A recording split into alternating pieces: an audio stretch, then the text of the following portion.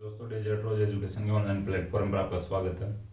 देखिए, अपन आज पढ़ेंगे राजस्थान में ऐसी दो रियासतें थी। यहाँ पर जाट राजवंश का शासन रहा था, भरतपुर और धौलपुर।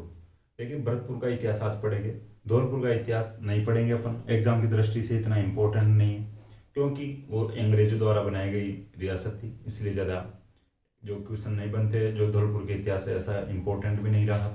ठीक है, तो वैसे अपन करेंगे आज भरतपुर में जो जाट राजवंश की। ठीक है, भरतपुर रियासत का इतिहास पढ़ेंगे। तो पिछली क्लास में अपन करौली का इतिहास पढ़े थे, तो थोड़ा रिवीजन कर लेते हैं उसका जो इम्पोर्टेंट जो जो विद फैक्ट थे उनका। ठीक, देखिए, करौली में यादवंश की जादवंश शाखा का जो शासन रहा था, ये सबसे पहले मथुरा के आसपास वाले क्षेत्र में रहे थे, और इनकी जो शाखा कहलाई थी सूरसेन शाखा कहलाती। ठीक है, ये फिर इधर धीरे धीरे राजस्थान में आते हैं, और विजयपाल 1040 में, ठीक है, राजस्थान में आता है और बयाना को अपनी राजधानी बनाता है। बयाना में एक किला बनाता है जिसको विजय मंदिरगढ़ भी कहा जाता है। ठीक, विजयपाल इनका जो बयाना में जो प्रथम राजा आया था। ठीक, इसके बाद में जो राजा आया था जो राजा बनता है तिमनपाल बनता है। ठीक है, तिमनगढ़ के किले का निर्माण करवाता है और तिमनगढ़ को अपनी राजधानी बनाता है, जो तिमनपाल था जो। देखिए, इसके बाद में अपन बात करते हैं कुंवरपाल की। कुंवरपाल मोहम्मद गोरी से हार जाता है, तो इसका इतना ही बात है जो कुंवरपाल की मोहम्मद गोरी से हार जाता है, और मोहम्मद गोरी एक बार इधर इनके जो जो क्षेत्र पर अधिकार कर लेता है। कुंवरपाल के बाद में धर्मपाल द्वितीय की बात की थी। धर्मपाल द्वितीय से पहले भी एक जो राजा की बात की थी अर्जुनपाल की, उसने कल्याणपुर बसाया था, और कल्याणपुर को आगे करौली कहा गया। धर्मपाल द्वितीय ने करौली को अपनी राजधानी बनाया था 1650 में। ठीक है, 1348 में अर्जुनपाल ने कल्याणपुर की स्थापना की थी।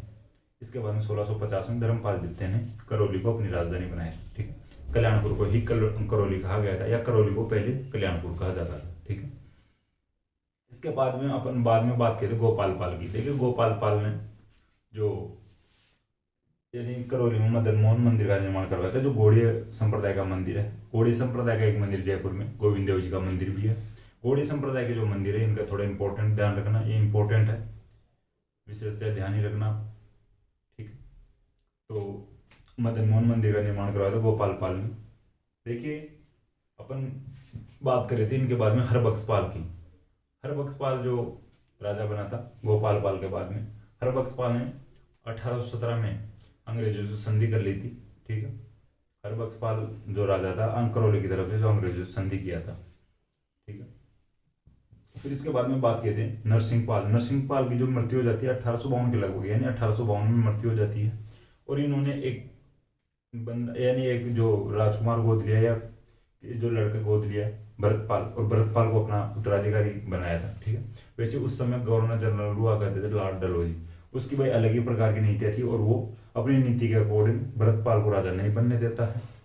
हालांकि फिर उधर से आगे इंग्लैंड से मैसेज आता है भाई इसको राजा बनाओ, लेकिन भरतपाल को फिर भी नहीं बनाता है, और मदनपाल को राजा बनाता है लॉर्ड डलहौजी। ठीक है, मदनपाल 1857 की क्रांति के दौरान जो कोटा के राम सिंह सेकंड की हेल्प करता है, और इनके बीच में अंग्रेजों से यानी समझौता करवाता है। अंग्रेज मदनपाल से खुश होता है, और 17 यानी अंग्रेज खुश होते हैं मदनपाल से, और मदनपाल को 17 तोपों की सलामी देते हैं। ठीक है, और उधर कोटा के राम सिंह सेकंड जो तोपों की सलामी बैठा दी गई। 1865 में मदनपाल के बुलावे पर स्वामी दयानंद सरस्वती करौली आते हैं, जो राजस्थान में स्वामी दयानंद सरस्वती की प्रथम यात्रा थी। ठीक है, 1865 में आते हैं। देखिए, इसके बाद में आज अपन पढ़ते हैं भरतपुर का इतिहास।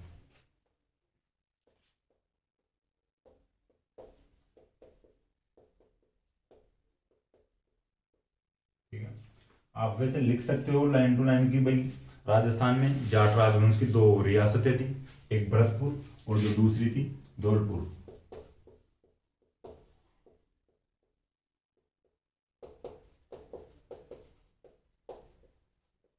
ठीक है, भरतपुर का इतिहास पढ़ेंगे अपन, तो उधर मैं लिख दूँ जाट राजवंश था भाई भरतपुर में। लेकिन सबसे पहले बात करते हैं 1669 में। उस समय मुगल बादशाह था औरंगजेब। ठीक है, औरंगजेब भाई अपनी जो धार्मिक कट्टरवादी नीतियों से जनता को परेशान कर रखा था। अपनी नीतियां धार्मिक यानी कट्टरता के आधार पर बना रखा था औरंगजेब। अपने धर्म के प्रति कट्टर था बिल्कुल।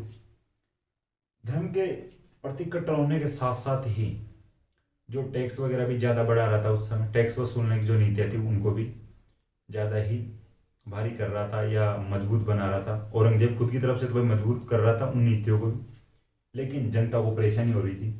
जैसे कृषि करने वाले जो किसान थे उनके ऊपर भी जो टैक्स ज़्यादा बढ़ा रहा था, तो यानी उनके जो फसल नहीं हो रही थी किसानों को, एक साइड से तो फसल नहीं हो रही और दूसरी साइड से औरंगजेब उनसे टैक्स भी वसूल रहा था और ज़्यादा टैक्स वसूल रहा था। ठीक है, तो किसान परेशान हो जाते हैं। ठीक है, तो देखिए गोकुला एक बंदा था, मथुरा में था वो, यानी 1669 की बात है। ठीक है, 1669 में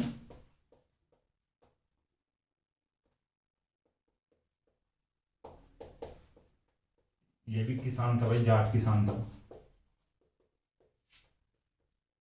मथुरा का था ये। ठीक है, ये 1669 में औरंगजेब के खिलाफ विद्रोह कर देता है। ठीक है, 1669 में गोकुला ने मथुरा के आसपास को गांवों को एकत्रित किया और औरंगजेब के खिलाफ विद्रोह कर दिया था। ठीक है, देखिए तिलपत गांव था इसका, गोकुला का जो गांव था, इधर मैं लिख देता हूँ, मथुरा में जो तिलपत गांव था। ठीक है, हालांकि इतना डीप में ज़्यादा आवश्यकता नहीं जाने की, लेकिन गोकुला का गांव था तिलपत गांव। तो मथुरा के और जो आसपास वाले गांवों को एकत्रित करता है और औरंगजेब के खिलाफ विद्रोह कर देता है 1669 में। ठीक है, अब देखिए जब औरंगजेब दिल्ली का बादशाह, मुगल बादशाह, बहुत शक्तिशाली बादशाह था भाई, तो उसके खिलाफ विद्रोह कर दे कोई छोटा मोटा नेता या कोई किसान आदमी, तो उसके विद्रोह को दबाए नहीं, ये तो हो ही नहीं सकता। तो औरंगजेब इसके विद्रोह को दबा देता है। ठीक है, गोकुला के जो विद्रोह को दबा देता है। तो 1669 का ध्यान रखना। फिर 1687 की बात करते हुए आगे अपन देखिए, भरतपुर में जो एक गांव पड़ता है सिनसिनी गांव। ठीक है, भरतपुर में एक गांव पड़ता है सिनसिनी।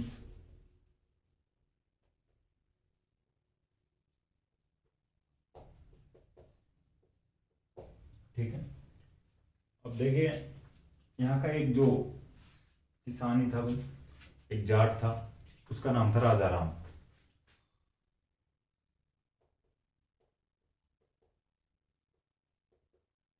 ठीक है, जैसा इसका नाम था वैसा ही इसका काम था, जैसा इसका काम था वैसा ही इसका नाम था, राजा राम था, राजा था एक प्रकार से। तो इधर भी भाई औरंगजेब परेशान कर रहा था जनता को, तो ये परेशान हो जाते हैं और राजा राम ने यानी विद्रोह कर दिया औरंगजेब के खिलाफ। ठीक है, राजा राम ने औरंगजेब के खिलाफ विद्रोह कर दिया 1687 में, और अकबर के मकबरे को लूट लेता है ये।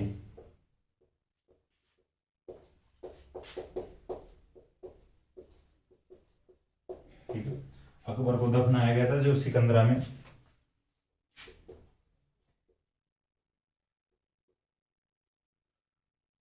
ठीक है, आगरा के पास जो सिकंदरा है वहां पर अकबर को दफनाया गया था। और जो राजा राम ने कहा कि भाई अग्नि में जो दाह संस्कार किया जाएगा अकबर का, इनको दफनाया गया था, इन हड्डियों को लूट लेता है। ठीक है, हालांकि औरंगजेब बहुत ही शक्तिशाली था, औरंगजेब ने इसके विद्रोह को भी दबा दिया था। ठीक है, 1669 और 1687 की बात कर लिया अपन ने। गोकुला पहले विद्रोह करता औरंगजेब के खिलाफ, जो मथुरा के आसपास वाले गांव को एकत्रित करके, और 1687 में सिनसिनी गांव के, जो भरतपुर में जगह पड़ती सिनसिनी गांव, उसके जो राजा राम जाट ने अकबर के मकबरे को लूटा और औरंगजेब के खिलाफ विद्रोह कर दिया। ठीक है, हालांकि इसके विद्रोह को भी औरंगजेब ने दबा दिया था। ठीक है, अब आगे बात करते हैं जो जाटों के शासक हुए थे आगे भरतपुर में, उनकी बात करते हैं। तो पहले जो शासक हुए थे चूड़ामन शासक होते हैं भरतपुर के।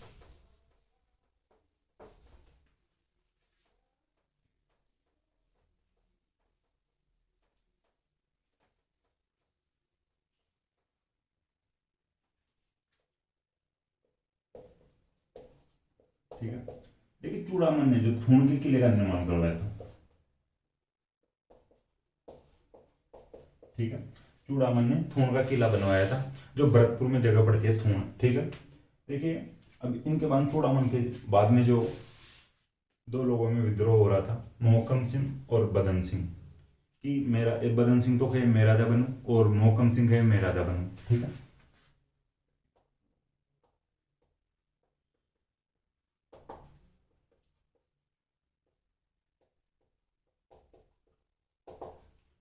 अपन सवाई जयसिंह पढ़े थे उस समय बात किए थे भाई, मोहकम सिंह के खिलाफ बदन सिंह की सहायता करता है। ठीक है, सवाई जयसिंह इस समय जो इनके जो विद्रोह यानी विवाद के समय, दोनों विवाद के समय, मोहम्मद शाह रंगीला मुगल बादशाह था, ये दिल्ली का सुल्तान था, दिल्ली का बादशाह था मोहम्मद सारंगीला।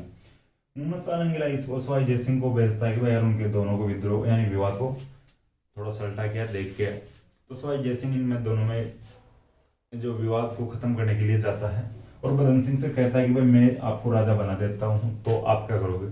तो बदन सिंह कहते हैं भाई हम भी आपकी हेल्प कर देंगे अगर कभी आपको हेल्प चाहिए होगी तो सवाई जय सिंह बदन सिंह को राजा बनाता है और ब्रजराज की उपाधि देता है। ठीक है,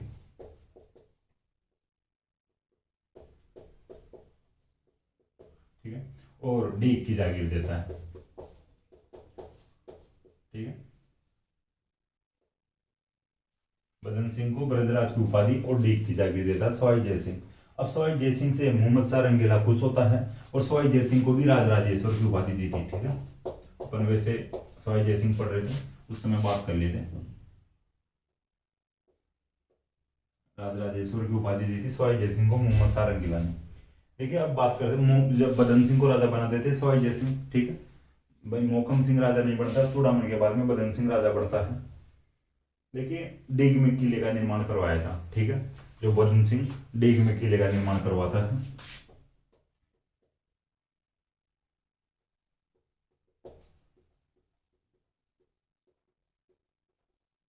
देखिए डीग में तो किला बनवाता है, साथ में वेर और कुमेर भी जगह पड़ती है भरतपुर में, यहाँ पर भी किले बनवाता है।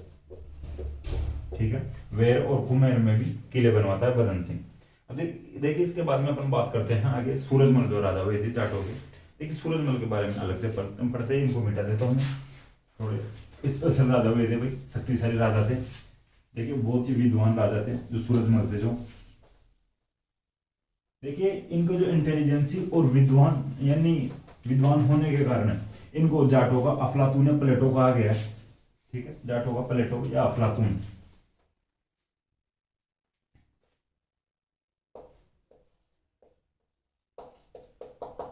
ठीक है, जाटों यानी देखिए बहुत ही शक्तिशाली थे। इनका जो टाइम पीरियड रहा था 1756 से 1763 तक इनका जो टाइम पीरियड रहा था। ठीक है, 1756 से 63 तक। देखिए विद्वान थे भाई एक प्रकार से, जब अपन इंटेलिजेंट बोल सकते हैं तो इसी कारण से इनको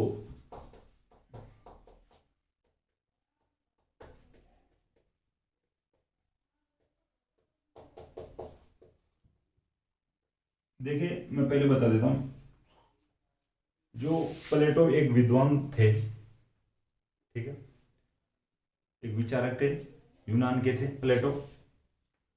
तो वो भी विद्वान थे, उन्हीं के आधार पर और उन्हीं के इंटेलिजेंसी के आधार पर सूरजमल भी जो इंटेलिजेंट शासक थे या विद्वान शासक थे।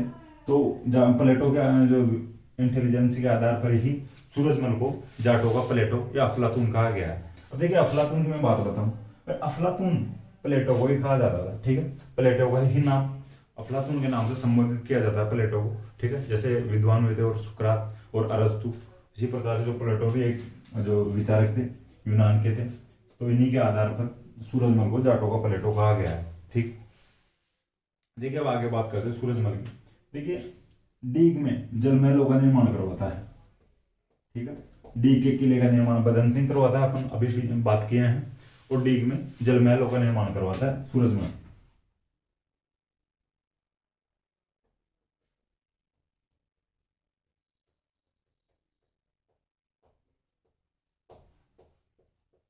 ठीक है, देखिए डीग को जलमहलों की नगरी भी कहा जाता है।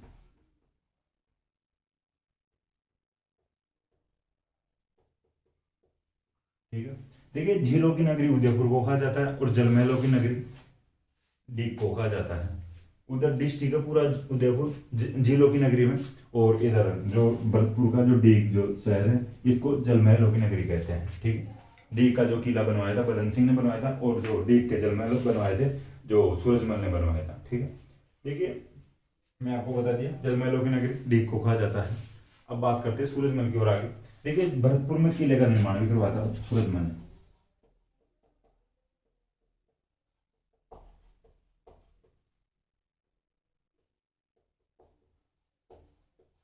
ठीक है, भरतपुर में किले का निर्माण करवाता है सूरजमल। ठीक है, अब आगे बात करते हैं जो इंपॉर्टेंट है। पानीपत का जब युद्ध हो रहा था, ठीक है, पानीपत का तीसरा युद्ध की बात करते हैं।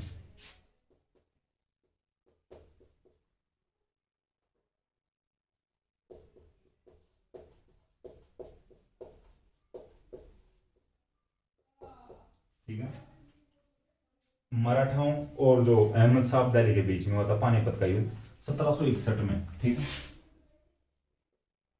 14 जनवरी 1761 को हुआ था, यानी मकर संक्रांति के दिन 14 जनवरी को मकर संक्रांति आती है। हालांकि आजकल वह 13 जनवरी को भी आ जाती कई बार। तो 14 जनवरी 1761 को पानीपत का तीसरा युद्ध होता है, मराठा वर्सेस अहमद शाह अब्दाली।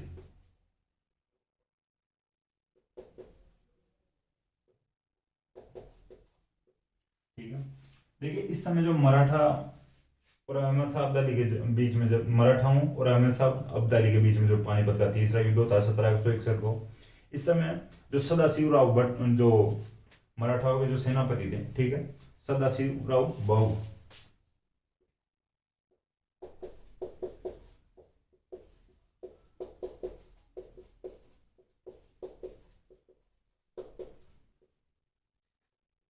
ठीक है, मराठाओं के सेनापति थे सदाशिवराव भाऊ। देखिए सदाशिवराव भाऊ थे और जो मराठा थे ये बहुत ही ईगो में थे, इस समय बहुत ही बड़ी शक्ति बनते जा रहे थे। तो इनको घमंड था अपने आप पर, या अपने आप पर विश्वास था एक प्रकार से कि भाई हम किसी की सहायता नहीं लेंगे और हम बिना किसी की सहायता से किसी भी दूसरी शक्ति को हरा सकते हैं। ठीक है, तो ये अहमद शाह अब्दाली के खिलाफ विद्रोह करने जाते हैं। तो सूरजमल जो भरतपुर के जो राजा थे, इनको कहते हैं, इनके पास जाते हैं, या भरतपुर से होकर गुजर रहे थे मराठा, तो उस समय इनको बोलते हैं कि भाई मैं भी आपकी हेल्प कर सकता हूँ अहमद शाह अब्दाली के खिलाफ। ठीक है, तो सदाशिवराव भाऊ मना कर देते हैं, हम किसी की सहायता नहीं लेंगे, हम खुद ही अपने स्तर पर जीत लेंगे या युद्ध करेंगे। ठीक है, हम खुद के स्तर पर ही युद्ध करेंगे। ठीक है, देखिए उधर अहमद शाह अब्दाली भी बहुत भयंकर या दुर्दांत आक्रमणकारी था। अहमद शाह अब्दाली के खिलाफ जो मराठा जाते हैं, सूरजमल को नहीं लेकर जाते हैं साथ में, सूरजमल अपने भरतपुर में रह जाता है, भाई ठीक है नहीं लेकर चलो तो, या नहीं हेल्प चाहिए तो। इधर सदाशिवराव भाऊ अहमद शाह अब्दाली के खिलाफ जाते हैं और अहमद शाह अब्दाली मराठा को हराता है, भगाता है। मराठे भागकर इधर भरतपुर से गुजर रहे होते और भागते मराठा जो सैनिक थे जो सूरजमल के पास में शरण लेते हैं। ठीक, तो आप लाइन टू लाइन लिख सकते हो।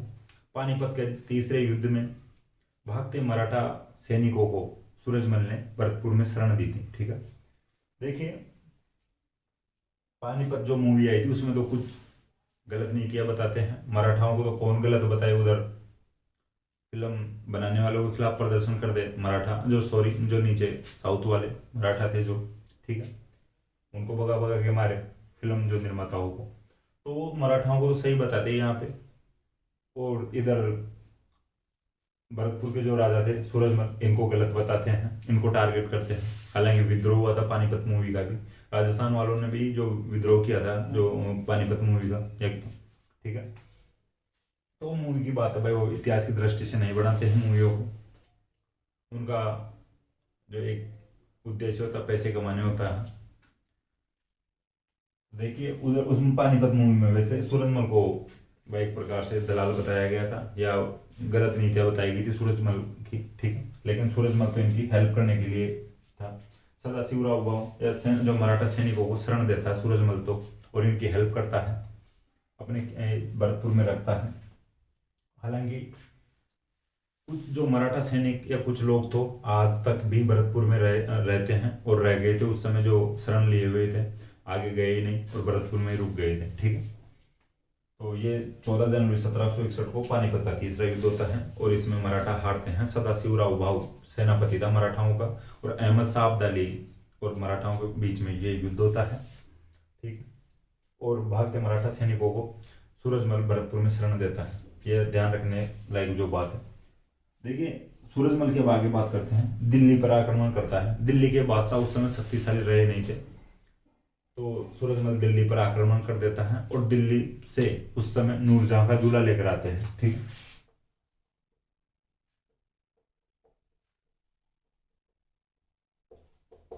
ठीक, नूरजहां का दूल्हा दिल्ली से लेकर आते हैं और डीग के महलों में लगवा देते हैं। ठीक है भाई, अब ये दिल्ली में नहीं रहेगा नूरजहां का झूला। उस समय भाई नूरजहां झूलती होगी उस झूले में, तो उसके झूले को दिल्ली से लेकर आते हैं और डीग के महलों में लगवा देते हैं। ठीक है, ध्यान रखना।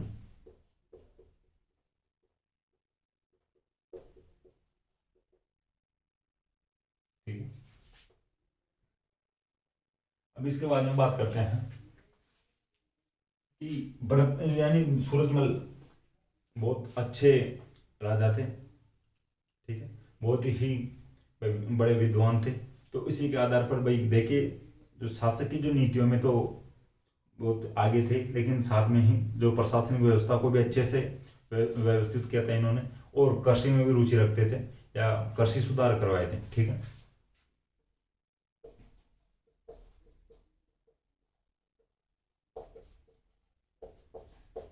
आप लिख लेना आपके हिसाब से जो लाइन टू लाइन लिखना चाहो वैसे। भाई भरतपुर में सूरजमल ने कृषि सुधार संपन्न करवाए थे। और अब आगे बात करते हैं भरतपुर में जो प्रशासन यानी प्रशासनिक जो व्यवस्था को जो योग्यता के आधार पर व्यवस्थित किया था। ठीक है, योग्यता के आधार पर प्रशासनिक व्यवस्था को यानी प्रशासनिक व्यवस्था को व्यवस्थित किया था।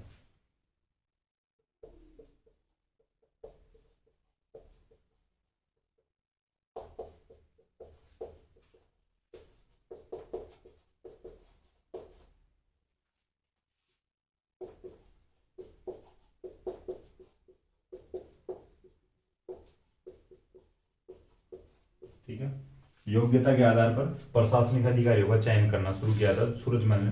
ये 10 से 12वीं पास वाले जो पुलिस में जाएंगे, और जैसे जो ग्रेजुएशन कर लिया होगा वो आरएस बनेगा। ठीक है, इस प्रकार से सूरजमल ने प्रशासनिक अधिकारियों का चयन योग्यता के आधार पर करना शुरू किया था। अब इसके बाद में बात करते हैं, देखिए एक रुहेलखंड जो यूपी में एक जगह पड़ती है रुहेलखंड, तो उसमें यानी एक अफगानी नेता था। ठीक है, उसकी तरफ से लड़ते हुए सूरजमल मारे गए थे। ठीक है, उसकी यानी रुहेलखंड में जो यूपी में जगह पड़ती है रुहेलखंड, वहां पर अफगानी नेता के साथ लड़ते हुए शहीद हो गए थे या मारे गए थे। ठीक, आप ध्यान रख लेना सूरजमल जो किस प्रकार से इनकी मृत्यु हुई। इनके अब दरबारी एक विद्वान थे। ठीक है, मंगल सिंह पुरोहित।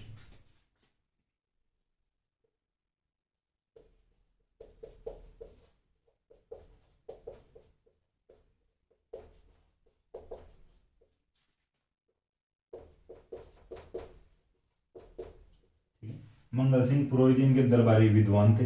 इनकी एक पुस्तक थी सुदान सम्मत विलास। ठीक है, सुदान सम्मत विलास।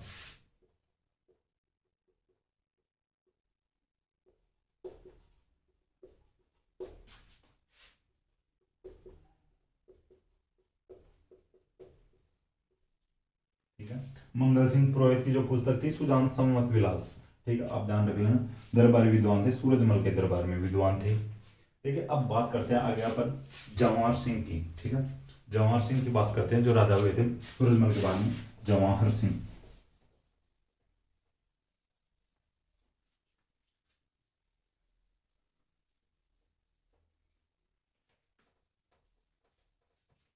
देखिए जवाहर सिंह जो राजा बनते हैं, इनके इनका एक विद्रोही था भरतपुर में, नाहर सिंह। ठीक है, नाहर सिंह देखिए, इनका जब जवाहर सिंह का विद्रोही था तो ये भाग कर इधर जयपुर वालों के पास आ जाता है। ठीक है, जयपुर में इस समय राजा था माधो सिंह।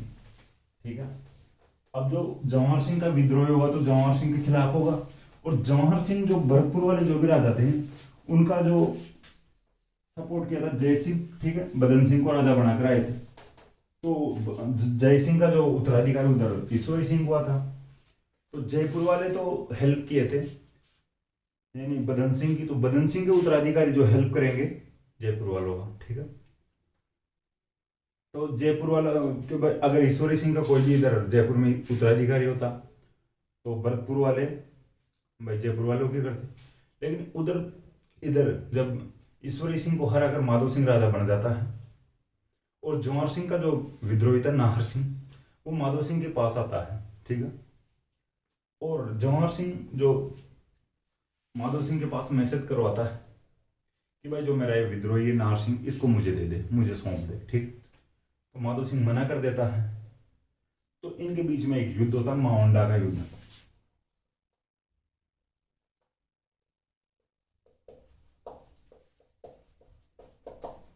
ठीक है। जवाहर सिंह विद्रोही था इसका, नाहर सिंह।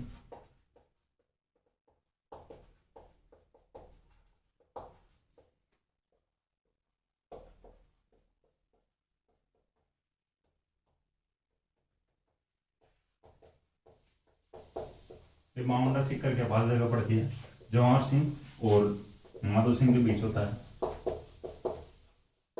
विद्रोह को लेकर, ठीक है, माउंडा का युद्ध। देखिए अब इसमें जो ये युद्ध हो गया माउंडा का युद्ध जवाहर सिंह और माधो सिंह के बीच में, जो एक विद्रोह को लेकर हुआ था, ठीक है। जो विद्रोही था ये जवाहर सिंह का विद्रोही था, ठीक है। अब जवाहर सिंह की आगे बात करते हैं। ये फिर वापस दिल्ली पर आक्रमण करता है, ठीक है। जवाहर सिंह दिल्ली पर आक्रमण करता है।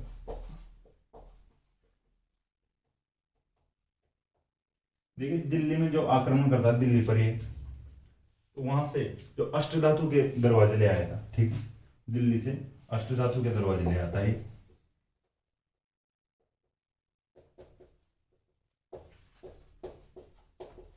ठीक है। दिल्ली पर आक्रमण करता है और वहां पर लगे जो अष्टधातु के दरवाजे ले आता है। देखिए जो अष्टधातु के दरवाजे थे मूल रूप से चित्तौड़गढ़ के थे, ठीक है। चित्तौड़गढ़ के जो चित्तौड़ किले के दरवाजे थे अष्टधातु के। चित्तौड़ से अलाउद्दीन खिलजी दिल्ली लेकर जाता है और ये दरवाजे वापस इधर जवाहर सिंह को पसंद आ जाते हैं और दिल्ली पर आक्रमण करके इन जो अष्टधातु के दरवाजों को भरतपुर में ले आता है, ठीक है। तो ध्यान रखना। देखिए जो भरतपुर के किले में लगवाता है इन जो अष्टधातु के दरवाजों को, आप लिख लेना।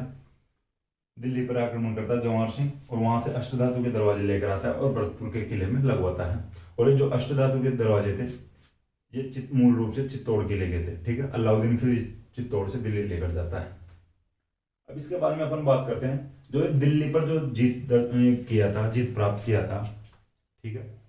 इसकी उपलक्ष्य में जवाहर सिंह ने जवाहर बुर्ज का निर्माण करवाया था, ठीक है।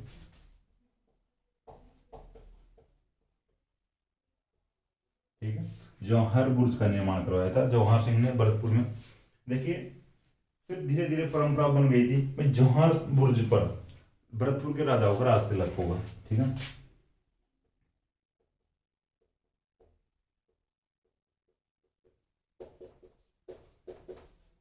ठीक है, जवाहर बुर्ज का निर्माण करवाया गया था दिल्ली पर जीत के उपलक्ष्य में और जवाहर बुर्ज पर भरतपुर के राजाओं का राज तिलक होता था, ठीक है। इसके बारे में ठीक थोड़ा ध्यान रखना। अब बात करते हैं आगे राजा हुए थे रणजीत सिंह, ठीक है। रणजीत सिंह आगे राजा हुए थे।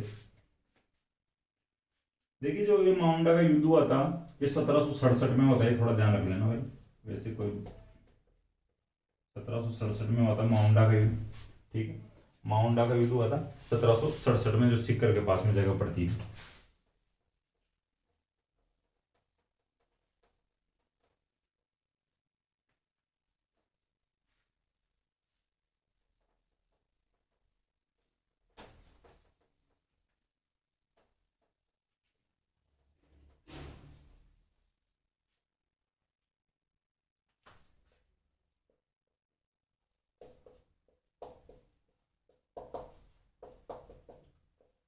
देखिए रणजीत सिंह राजा था भरतपुर का जो अंग्रेजों से संधि करता है, ठीक है। 1803 में जो अंग्रेजों से संधि कर लेता है।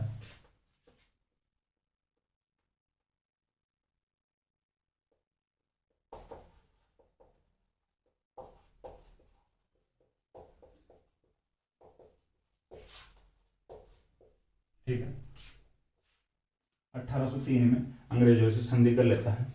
29 सितंबर को अंग्रेजों से संधि करता है और 29 सितंबर या 9 नवंबर 1803 को भाई जो अलवर संधि करता है अंग्रेजों से, ठीक है। 9 नवंबर 1803 को अलवर संधि करता है अंग्रेजों से और 29 सितंबर 1803 को रणजीत सिंह यानी भरतपुर के जो रणजीत सिंह संधि करते हैं अंग्रेजों से, ठीक है। 29 सितंबर 1803 को करते हैं रणजीत सिंह अंग्रेजों से संधि और 9 नवंबर 1803 को अलवर संधि कर लेता है। देखिए अब इसके बारे में बात करते हैं दूसरा जो अंग्रेज मराठा युद्ध हो रहा था उस समय। वैसे अपन दूसरे जो अंग्रेज मराठा युद्ध की बात कर चुके 1803 से 1806 के बीच में हुआ था, ठीक है। एंग्लो मराठा युद्ध जो दूसरा। देखिए जो दूसरे अंग्रेज मराठा युद्ध के दौरान जो मराठाओं का जो सेनापति था जसवंतराव होलकर को शरण दी थी। ठीक है, मराठाओं का जो सेनापति था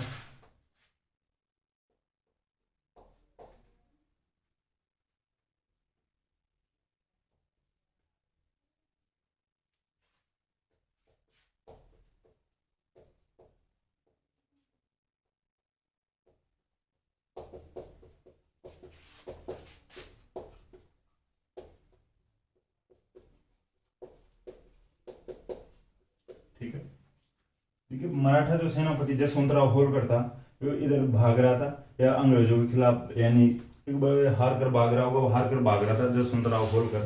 तो भाग कर रणजीत सिंह के पास आ जाता भरतपुर में, और रणजीत सिंह को कहता है कि वो मुझे आप शरण दो। ठीक है, तो रणजीत सिंह एक बार जो जसवंतराव होलकर को शरण दे देते हैं। ठीक है, तो देखिए इनकी जो संधि हो रखी थी 1803 में, संधि इस प्रकार से होती थी भाई हम जो अंग्रेज संधि करते थे तो कि हमारे विद्रोही को आप शरण नहीं दोगे। ठीक है, तो अंग्रेजों का विद्रोही हो गया एक प्रकार से जसवंतराव होलकर, तो रणजीत सिंह ने संधि का उल्लंघन कर दिया भाई इसको शरण देकर। अंग्रेज सेनापति इधर आते हैं रणजीत सिंह के पास में, भाई आपके पास हमारा जो विद्रोही आया हुआ है। तो उसने कहा कि आया हुआ है, आपने उसको शरण दे रखी है, तो मैंने शरण दे रखी है, आप उसे हमारे हवाले कर दो। तो ये तो नहीं करूंगा कभी भी, ठीक, ये नहीं हो सकता, और कुछ भी कर लो। तो बोलते हैं कि भाई आपने संधि का उल्लंघन किया। हाँ, मैंने संधि का उल्लंघन किया। रणजीत सिंह हाँ करते हैं, और इन बीच में फिर एक प्रकार से भाई विद्रोह हो जाता है अंग्रेजों और रणजीत सिंह के बीच में। ठीक है, तो संधि का उल्लंघन कर दिया था रणजीत सिंह, और जसवंतराव होलकर को शरण दे दी थी। ठीक है, देखिए अंग्रेज सेनापति उस समय था लॉर्ड लेक। ठीक है, अंग्रेजों से संधि कर किया था 1803 में रणजीत सिंह। उस समय जो गवर्नर जनरल था लॉर्ड जो वेलेजली। ठीक है, गवर्नर जनरल था 1803 में लॉर्ड वेलेजली। ठीक है, तो आप ध्यान रख लेना। और जो एक देखिए फिर अब ये जो संधि का उल्लंघन करता है उसमें उस समय जब अंग्रेज विद्रोह करते हैं, रणजीत सिंह का आक्रमण करते हैं, उस समय जो अंग्रेज सेनापति था लॉर्ड लेक। ठीक है, लॉर्ड लेक भरतपुर पर 5 बार आक्रमण करता है। ठीक है, देखिए भरतपुर पर जब 5 बार आक्रमण करता है और 5ओं बार एक बार भी भरतपुर के जो किले को नहीं जीत पाया था। ठीक है, भरतपुर के किले को एक बार भी नहीं जीत पाता है।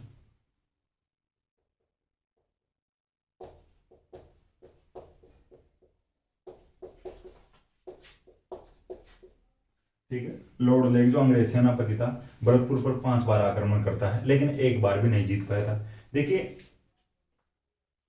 लॉर्ड लेक एक बार भी नहीं जीत पाया था, इसी वजह से भरतपुर को लोहागढ़ किला कहा जाता है। ठीक है,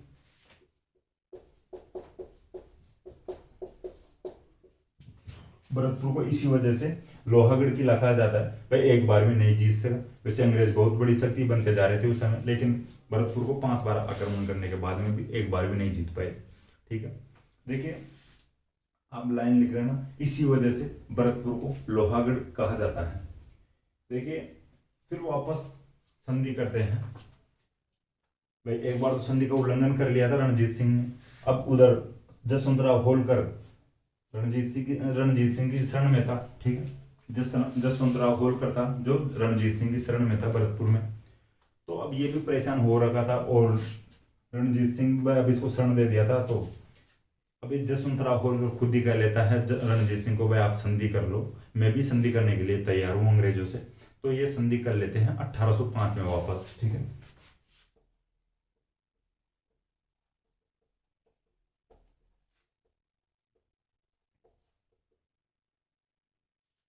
अब इस संधि में कहा गया था कि भाई अगर रणजीत सिंह ने वो शर्त रखी थी, भाई मेरे क्षेत्राधिकार में आप जसवंतराव होलकर को कुछ भी नहीं कर सकते हैं, और मेरे क्षेत्राधिकार से बाहर जाते आप कुछ भी कर सकते हो, आप जानो और जसवंतराव होलकर जाने। ठीक है, तो इस प्रकार से वापस इन्होंने संधि की थी, तो आप थोड़ा ध्यान रखना। तो देखिए फिर देखिए अब वापस से जो 5 बार आक्रमण करता है और जीतता है रणजीत सिंह वैसे, और लोहागढ़ कहते हैं फिर भरतपुर को।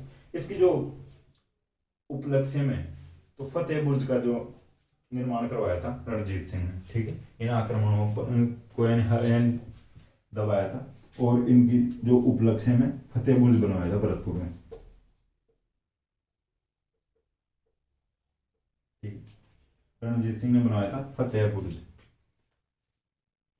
आप ध्यान रखना। और फिर 1805 में ऐसे संधि कर लेते हैं वापस।